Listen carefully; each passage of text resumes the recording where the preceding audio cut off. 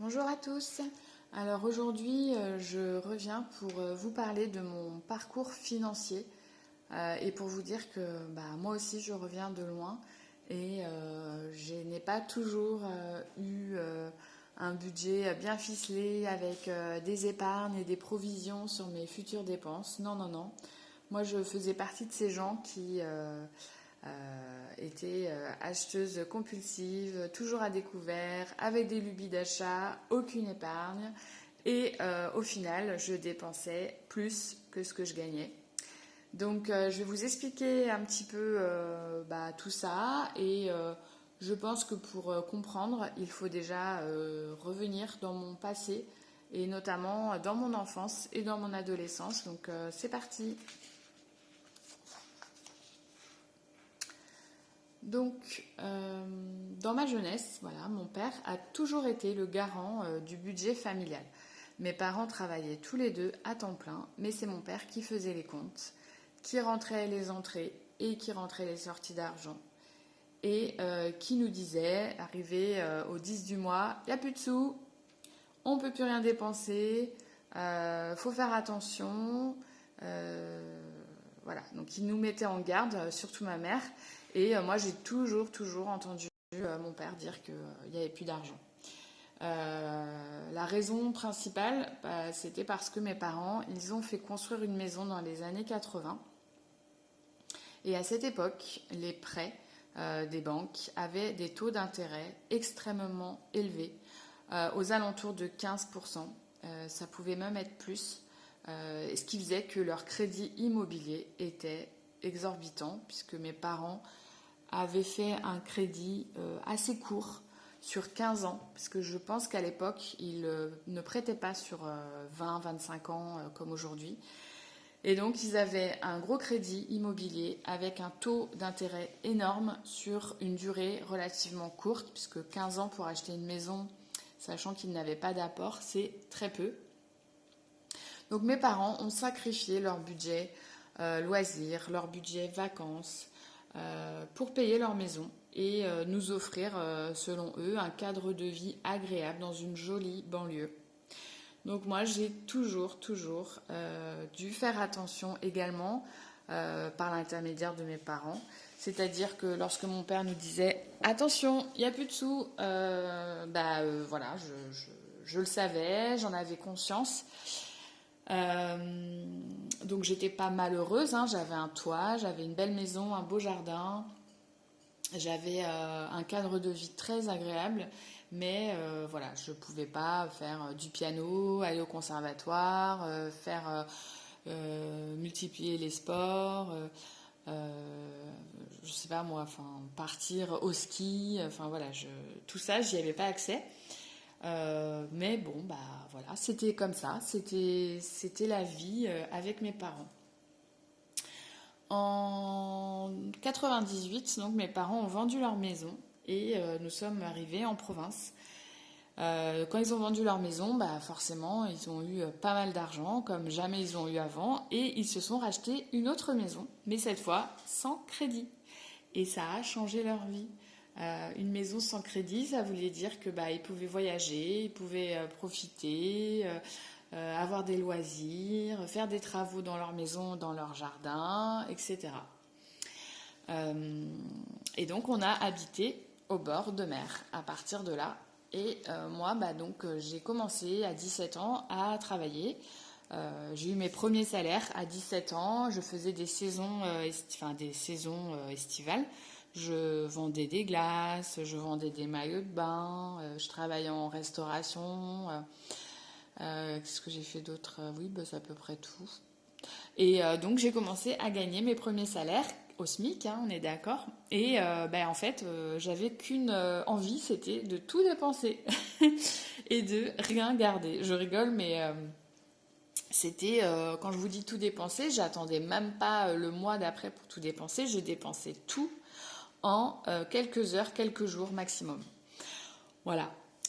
Et puis après, donc je suis partie de chez mes parents à 24 ans.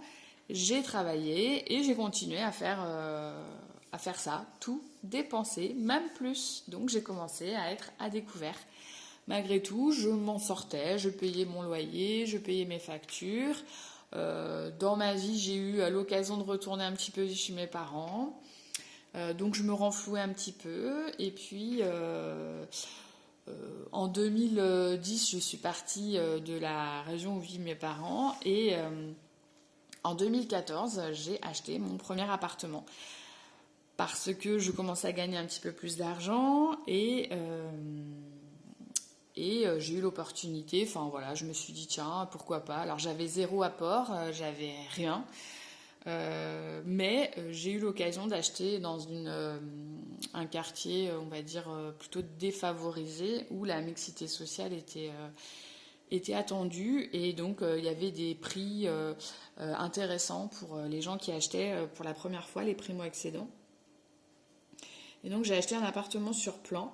Et là, je suis devenue pour moi une adulte, hein, j'avais 34 ans, il était temps, mais je suis devenue une adulte sur le plan financier. Et donc je me suis dit, tiens, ça serait quand même bien que j'arrive à épargner un petit peu. Et donc tous les mois, j'épargnais. Alors j'épargnais 100, 200, 300 euros en fonction des mois. Mais systématiquement, à la fin du mois, je dépensais pas en fait, je remettais cet argent épargné sur mon compte courant pour combler mon découvert. Voilà. Et j'ai fait ça des années. Donc j'avais encore bulle de côté. Mais pareil, j'habitais seule, j'avais pas d'enfants, j'avais mes vacances chez mes parents. Donc voilà, hein, une fois que j'avais payé mon loyer, mes factures, tout le reste, je dépensais. Et puis, donc, en 2017, j'ai rencontré mon chéri. Et puis, on a discuté, on a échangé sur nos modes de fonctionnement. Et je lui ai dit, toi, comment tu fais? Et il m'a dit, moi, je dépense moins que ce que je gagne. Ah, alors là, j'ai eu l'impression qu'on m'avait sorti une formule magique. Dépenser moins que ce que l'on gagne. Ah, mais c'est peut-être ça en fait la solution. Sauf que j'étais bien ancrée dans mes habitudes financières, j'étais bien ancrée dans mes lubies d'achat.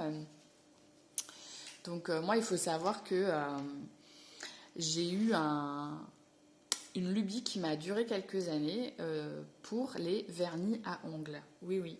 Vous avez bien entendu, j'avais carrément un meuble à tiroir dans lequel je rangeais de manière très précautionneuse mes vernis à ongles que j'achetais à l'autre bout de la terre, en Australie. Alors j'y allais pas, hein, j'ai acheté sur internet, en Australie ou un peu plus près en Angleterre ou bien encore aux États-Unis, etc. Et donc j'avais une collection très futile et très complètement à la masse, mais c'était mon truc quoi, les vernis à ongles. Vous remarquerez qu'aujourd'hui je n'en porte plus. Je me suis débarrassée des trois quarts de ma collection, du meuble aussi, mais j'ai eu cette lubie là d'achat qui m'a duré quelques années. Donc autant vous dire que c'était des achats de 70, 80, 100 euros par mois, comme ça, juste pour du vernis à ongles. Et puis à côté de ça, j'ai eu toutes les palettes de fard à paupières du monde. J'ai eu des chaussures, alors je me chaussais pas à Chaussea ou à Gémeaux, hein, c'était voilà. Donc je dépensais énormément d'argent pour moi en fait, hein, pour des plaisirs que j'avais des envies d'achat, des envies d'avoir en fait. C'était pas des envies d'achat pour partir à l'autre bout du monde, faire un road trip. Non, moi c'était acquérir, avoir pour le plaisir d'avoir. Mais presque, il y a des palettes que j'avais, je les ai jamais utilisées parce que des fards vert fluo et bleu électrique, non, pas trop, non. Et puis des vernis à ongles orange, oui, c'est sympa, mais pourquoi en avoir 15 orange? Enfin, voilà, vous voyez ce que je veux dire. Bref. Et donc mon chéri, lui, il avait des comptes sains. C'est-à-dire, il n'était jamais à découvert, il avait de l'épargne, et ça roulait, quoi. Enfin, et pour autant, il ne se privait pas, c'est-à-dire, s'il avait envie de s'acheter quelque chose, il l'achetait, mais de manière réfléchie, de manière, euh, j'allais dire, en tant qu'adulte, vous voyez. Bon. Et je suis tombée enceinte assez rapidement après notre rencontre et j'ai vendu mon appartement. Mon appartement, j'ai fait une légère plus-value de un peu plus de 10 000 euros. Quand on a acheté notre maison, ces 10 000 euros-là, je m'en suis servi pour les travaux de la maison. Donc on a refait la salle de bain, on a fait carreler la terrasse, on a acheté de l'électroménager. Et puis comme on a eu notre enfant, il a bien fallu l'équiper. Un siège auto, c'est 600 euros. Une poussette, c'est très cher aussi. Enfin voilà. Donc j'ai puisé et encore puisé dans mon épargne liée à la vente de mon appartement. Et à partir de là, quand il m'est resté environ 4 000 euros, un peu moins peut-être, sur mon compte épargne, j'ai eu une prise de conscience parce que j'ai commencé à avoir peur. J'ai eu peur, je me suis dit mais comment je vais faire vu que je n'arrivais toujours pas à mettre de l'argent de côté, puisqu'on est d'accord que je faisais la même chose qu'avant. Je mettais 100, 200 euros de côté et puis à la fin du mois, j'étais à découvert de 150 euros. Je prenais les 200 euros de côté et je les mettais sur mon compte courant. Et il me restait 50 euros à la fin du mois. Et donc je faisais ça tout le temps. Et là, je me suis dit, non mais Estelle, c'est plus possible. Il va vraiment falloir que tu fasses quelque chose parce que j'avais pris goût en plus à avoir un peu d'argent de côté. Je trouvais ça super et je trouvais ça très confortable. Sauf que je voyais que ça s'amenuisait au fur et à mesure des mois.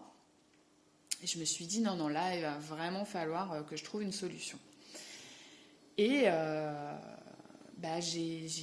entre-temps, donc j'ai toujours été une grande consommatrice de vidéos YouTube. Je suivais la chaîne, que je suis toujours d'ailleurs, de Maman Économe. Donc Maman Économe, c'est une jeune femme qui a 3 enfants, qui est mariée, qui avait une boulangerie et la boulangerie a fait faillite. Et cette personne, elle s'est retrouvée avec des dettes très très importantes, avec une famille de 5 et donc des gros problèmes financiers. Et elle s'est intéressée au budget base zéro et aux enveloppes budgétaires avec la Anna de la petite budgéteuse, qui elle aussi est une personne qui a consommé des crédits à la consommation jusqu'à avoir un découvert, des dettes de plus de 15 000 euros, je crois. Et elle a réussi à rembourser son crédit avec anticipation en quelques mois grâce au budget base zéro et à la méthode des enveloppes budgétaires. Bon. Donc moi j'ai vu ça, mais honnêtement je crois que j'avais pas encore le déclic. Et le déclic, je l'ai eu à peu près en février-mars 2022. Je suis tombée par hasard sur la chaîne de Louise Budget. Et Louise Budget, en fait, elle faisait son premier budget quelques mois plus tôt avec la méthode des enveloppes et le budget base zéro. Et là, je sais pas. Ça m'a parlé complètement. Et je me suis dit, vas-y, c'est ça, il faut que je fasse ça. Et ça m'a motivée comme jamais. Je me suis dit, il n'y a pas de raison. Parce qu'elle aussi, elle avait un découvert. Mais moi, finalement, mon découvert, il n'était pas énorme. Mais par contre, j'arrivais jamais à épargner. J'arrivais jamais à anticiper mes provisions de dépenses. Puisque, par exemple, je devais sortir, pour un sèche-linge, je devais sortir 600 euros à deux. Donc 300 euros de ma poche. Mais je prenais sur mon budget mensuel. Donc évidemment, comme je ne gagne pas non plus un salaire de ministre, si j'avais 300 euros sur mon budget mensuel à payer, c'était énorme pour moi. Et donc après, je galérais et puis je me retrouvais à découvert, ou alors je prenais sur mon épargne, sauf que mon épargne commençait à diminuer très très dangereusement. Et donc je me suis attelée à ça. Je me suis dit là, je me laisse plus le choix, il n'y a pas de raison. Et ça a fonctionné, puisque à partir du moment où je me suis mise au budget base zéro, je n'ai plus jamais été à découvert. Et le « et » là, il est très très important. L'argent que je mettais en épargne, eh ben, il restait en épargne. Sauf, bien sûr, pour des dépenses, mais qui étaient prévues. Par exemple, je mets pour les anniversaires. Bon, bah, je mets tous les mois une somme pour mes anniversaires à fêter. Bah, quand je dois faire un cadeau, je prends sur cette épargne anniversaire. Donc forcément, l'épargne diminue, mais j'ai rien sorti de mon budget mensuel. Et en fait, c'est ça, je trouve la clé, c'est de ne pas avoir à sortir de son budget mensuel des dépenses qui ne sont pas soit des dépenses de dette, donc par exemple mon crédit immobilier, ou des dépenses de courses, ou des dépenses d'électricité, etc. Vous voyez ? Et ça, c'est un bien-être financier énorme.